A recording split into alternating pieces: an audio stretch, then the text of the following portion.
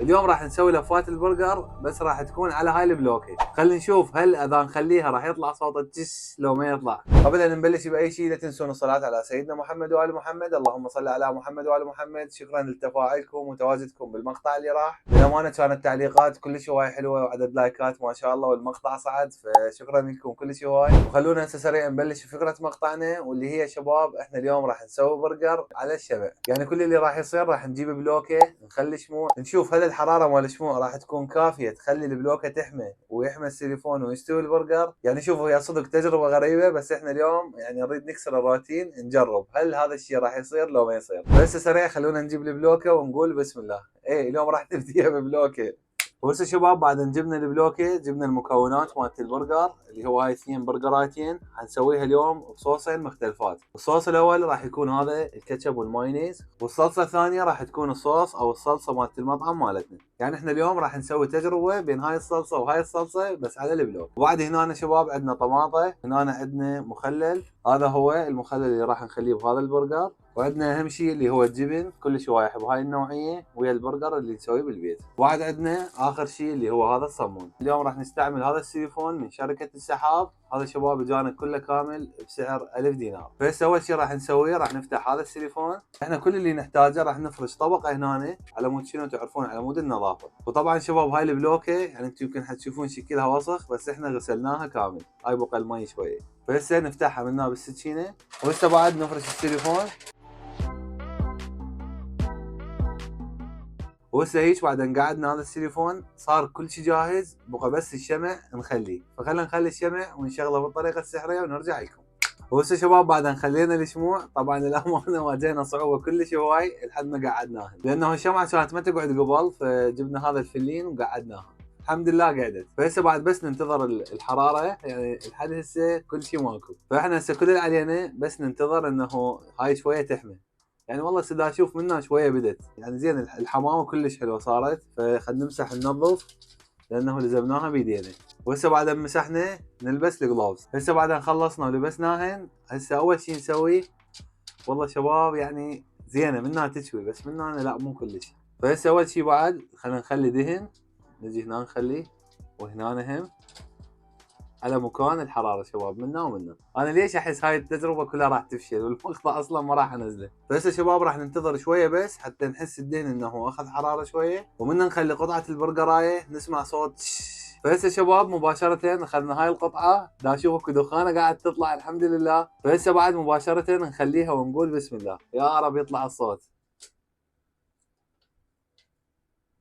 شباب كل شيء ماكو. خلينا نخلي القطعه الثانيه وان شاء الله ما نتفشل. كل شيء ماكو. يعني شباب لحد هسه احنا تجربتنا كلش فاشله. انا ما اعرف هاي الفكره منين جبتها، بس على العموم اذا ما انحلت راح نقضيها بالبيت. شنو نسوي؟ بس انا متاكد عندنا خلل، اكو مشكله بالموضوع. طبعا شباب عرفنا المشكله انه البلوكه منها كلش سميكه، فالحراره مال الشموع ما قاعده توصل. فهسه احنا كل اللي راح نسويه هاي البلوكه حنقلبها هيك وراح يصير عندنا منها فراغ، فنخلي الشموع ونفرش السيليفون. ورد اشوف بعد شلون ما راح يستوون. انا اليوم قافل الا اقليهن على الشموع. فهسه خلينا نقلبهن ونخلي الشموع والسيليفون بالطريقه السحريه ونقول بسم الله. وهسه شباب بعد ان قلبنا البلوكه خلينا الشموع هنا، ما رديت اشغلهن اريدكم انتم تشوفون، فتعالوا وياي خلينا نشغلهن سوا. فهسه اول شيء خلينا نبدا نشغل وحده، لان شباب احنا راح ننشوي فناخذ هاي الشمعه نشغل بيها البقيه. هسه بعد ان شاء الله هاي الطريقه اعتقد انه خلص. هسه شغلنا هاي الصفحه، بعد الصفحه الثانيه شباب المقطع هذا يعني انا ما اعرف ليش انا هذا من ذيك القناه كان ببالي هاي الفكره. فهسه حبايب بعد ان شغلناها خلينا نجيب السيليفون ونقعده قبل فوق النار. هسه نشوف شلون بعد ما راح يستوي. اي شباب هذا الصوت اللي كنت انتظره قبل شويه. بس خلينا نعدل، خليني اعدل لكم هاي الصفحه. اوكي. فهسه احنا بالشوكه راح شو نسوي؟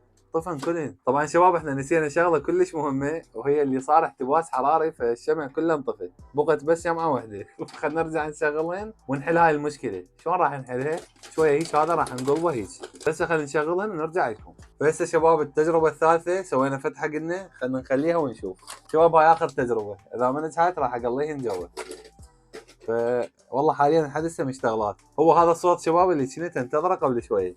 بس ندهن شويه منا بالدهن ومنا انا بعد يعني لحد هسه اكو شموع مشتغله، بينما الصفحه الثانيه انطفت كامل، حتى هاي الشمعه كانت معتلقه انطفت. فاحنا هسه اللي راح نسويه راح نبقى نقلي بس بهاي الصفحه. وهسه خلينا نشوف البرجرايه هاي شلون صارت من جوا، هل استوت اخذت نار شويه. والله شباب النتيجه كلش حلوه، يعني الاستواء مالتها كلش حلو. فهسه شباب راح احاول اشغل ذني الشموع الباقيه، اشتغلن كل الشموع شباب، كل الشموع اللي هنا اشتغلن الحمد لله. فهسه مباشره نقلب هاي القطعه. احلى شيء صار من اشتغلت هاي الصفحه. وهسه خلينا نقلب هاي الصفحه نشوف استوت لو لا. اوه ما شاء الله شباب الاستواء كلش حلو. فهسه بقت بس هاي البرجرايه، يعني الشمع انا دا اشوفه منها كلش عالي. سمع الصوت انا هذا اكثر شيء احبه بالبرجر. وهسه مباشره شباب راح ننزل الطماطه هنا وهنا، على مود بعد شويه ننزلهن، او لا خلينا نخليهن هنا ياخذن شويه حراره، بس بعدين راح ارجعهن بين ما يستوون بعد اكثر. خلينا نفتح الجبن هذا، وهاي هي القطعه الاولى وهاي هي القطعه الثانيه. فهسه مباشره ننزلهن هيك. طبعا شباب هنا عندنا هاي العين صارت اعلى من هاي العين. فهسه اول شيء خلينا نفتح هذا الصمون على مود نبدي نخلي الصوصات جوا. هاي شباب بعد ما فتحناه هسه هنا راح نخلي الكاتشب والمايونيز اللي قلت لكم عليه، هذا هو الصلصه الاولى. وهسه نخلي الطرشي بعد نوزعه داير مدار اللفه او الصمونه. وهسه هنا اهم نقطه راح نشيله هو والجبن، البرجر كامل هو والجبن خليه جوا. يعني يا شباب اعذرونا صارت شويه خربطه، بس هاي اول مره اطبخ على بلوكي. فهسه هنا شباب هذا الشكل مالته كامل. وهسه خلينا الطماطه على النار شويه، خل تاخذ منها لسعه ومنها لسعه على مود نرجع نخليها باللفه. فهسه بما يستوي على راحته خلينا نجهز اللفه الثانيه بالصلصه مال المطعم. نرجع نعيد نفس الخطوه مال قبل شويه، نفتح هاي الصمونه. وهسه شباب بعد ما فتحناها حنخلي الصلصه مال المطعم صاجيه، يصير عندنا هذا الشكل. سنانه لازم نقلب هاي الطماطايه لانه استوت هاي الصفحه. وهسه نرجع نخلي الطرشي هنا. شباب انا هذا الطرشي كلش هواي احبه، بالاخص هذا الالماز. هسه نجيب هاي الطماطايه الثانيه خليها ويا اختها. شباب الصوت راحه نفسيه. وهسه نجي هنا نشيل البرجرايه بعد ان استوت ونقعدها كامل. وهاي شباب الشكل النهائي، بس بقت شغله كلش مهمه واللي هي الفنجر. فهسه خلينا نخلي الفنجر هنا شويه بس يحمى. وهاي شباب هسه هاي الطماطايه صارت جاهزه، يعني تقريبا جاهزه. خليها هنا، بس انت شو مستهزئ بالحراره انت وين. هسه نخليها هنا اللفه كامله خل تحمى، ما عندنا شيء وياها. نجي على اللفه الاولى اللي سويناها بالصلصه والكاتشب والمايونيز ونخليها هنا. فهسه بعد نخبط الفنجر. فهسه خلينا نفتح ونخلي الفنجر هنا، ونشيل بعد فنجر نخليه باللفه الثانيه. شباب هسه الريحه الشغلات يعني صدق انا حاليا بديت اتونس. هسه بعد خلينا نشيل البلوكه نرجع لميزنا القديم على مود نجربه براحتنا. هسه شباب بعد ما شلنا البلوكه قصينا اللفتين بالنص. فهسه خلينا نشيلهم الكاتشب والمايونيز نفتحها.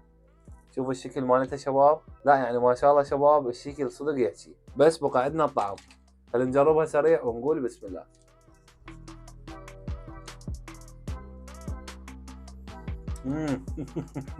يعني شباب والله العظيم ما كنت متوقع الطعم هيك، كلش طيبه واللحم كلش مستوي صح، يعني صدق الشموع عاشت يديها. خلينا ناخذ لقمه ثانيه على مود نتاكد. يعني شباب ما شاء الله اللفه هنا اللي سويناها بهاي الصلصه كلش مو قاصره وكلش طيبه. فهسه بعد بقى خلينا ناخذ هاي اللفه الثانيه اللي سويناها بالصوص مال مطعمنا، ناخذ منها هذا النص، هذا الشكل مالتها من جوا. فهسه خلينا نجربها ونقول بسم الله.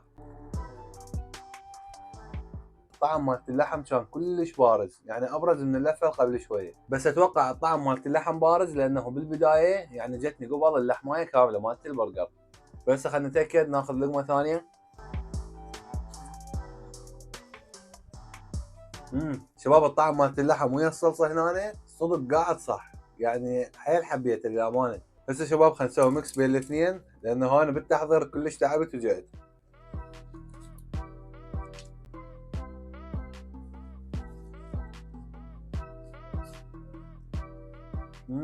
شباب حرفيا اللفتين كانن كلش طيبات وكلش وايد تفاجئت، يعني اللحم استوى. واحلى شيء احنا بهذا المقطع يعني ما احتاجين ننزل جوا ونروح للطباخ ونقلي، لا يعني نجحنا على الشموع. لانه شباب اللي يتذكر من القناه القديمه احنا بوقتها شوينا مشاوي على الشموع، وللاسف فشلت الفكره لانه قبل الصخام مال الشموع قبل صخم الكباب. بس هنا أنا بعد فكرنا جبنا سيليفون والحمد لله مش الحال. فعموما انا هنا دا اقيم ذني الاثنين. هاي حطيها 8 من 10. وهاي اللي هنا اللي كانت بالصوص مالت المطعم حنطيها 9 من 10، لانه شباب ما شاء الله الصلصه هنا صدق طيبه، قالب الطعم 180 درجه. فهسه بعد خلينا نخفيهم بالطريقه السحريه ونجيب المشروب الغريب ونقول بسم الله.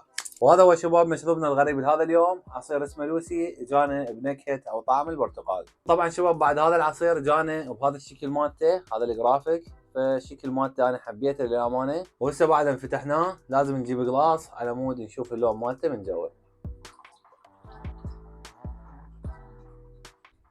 وهسه شباب بعد ان ترسناه كامل، هذا اللون مالته للامانه صدق لون برتقال. خلينا نشوف الطعم ونقول بسم الله.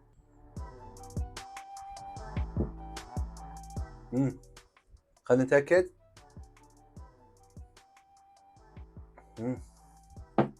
يعني للامانه شباب عصير برتقال وطيب، لانه هنا الحلاوه مالته كلش متوازن وهيك طعم هادئ. لا شباب ما شاء الله بالنسبه لي كلش هواي حبيت هذا العصير. واحلى شي بيه اجانا بسعر ربع دينار، فاذا اريد اقيمه حنطيه 9 من 10. وعاشت يديهم لانه عصير صدق طيب. فلينا حبايب بعد ان انتهينا من تجربه المشروب الغريب، احب اقول لكم خلاص وصلنا لنهايه مقطعنا لهذا اليوم. شكرا كلش هواي لكل شخص وصل ويانا لنهايه المقطع، يعني اللي كان يبوع من البدايه لحد هسه كلش هواي شكرا لكم، او بالاحرى يعني شكرا للكل. انتظرونا كل يوم ثلاثاء الساعه 8 مساء. كان وياكم اخوكم ناصر كفاح من قناه تحديات المطبخ العربي، ومع السلامه.